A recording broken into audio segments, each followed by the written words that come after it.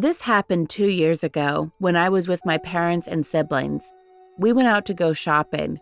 The time we came back, it's about 9:30 p.m. because usually the mall closed at 10 p.m. When we got back home, we were shocked to see what happened to our house.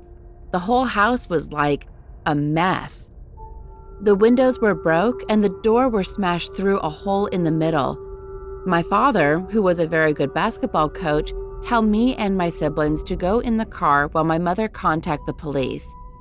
Later, the police arrived and they started to search for some clues because recently in our city there is a lot of house robbery going on. But then, this time, our house was robbed differently. The robber did not steal any of the money. In fact, they only steal our family photos. Our family photos were plain, and photo frame was made out of wood that my dad made it himself. Sooner or later, the police found a hole underneath our couch. They found out the hole was leading to an alleyway nearby. We have no idea how it got there. A few weeks later, I was hanging out with my friends, and I was about to go back home. By the time it was 7:30 p.m. and it's raining. At that time, I was walking home because the place we chose to go to hang out was quite close to my house. It will take around 10 minutes to arrive at my house. So I walk home with an umbrella, and the time the streetlights weren't functioning, some were and some are not. As I was walking and I heard the notifications from my phone, and I saw my mom's text saying that I must come home now or no dinner for me tonight. So I quickly put my phone back in my pocket and started walking. But at that very moment, I saw a man. The man was holding a picture and was looking at me and the picture on and on.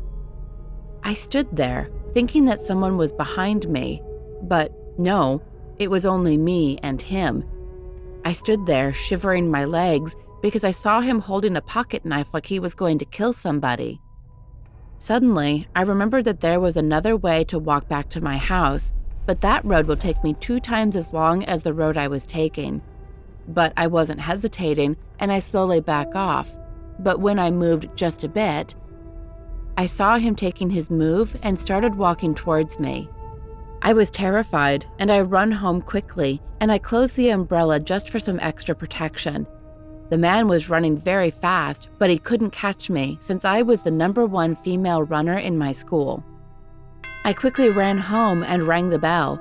As soon as my mom opened the door, I quickly ran in and shut the door. My mother asked me, "What was that all about?" I told her to lock all the windows and the door, and I'll explain to her. After telling everything to her, she was shocked. She quickly called the cops and they arrived shortly. They interviewed me and they started searching for him. A week later, the police called us and tell us that they found him. He said that he was actually one of the citizens in our city. He have a lot of pictures of people's family photos.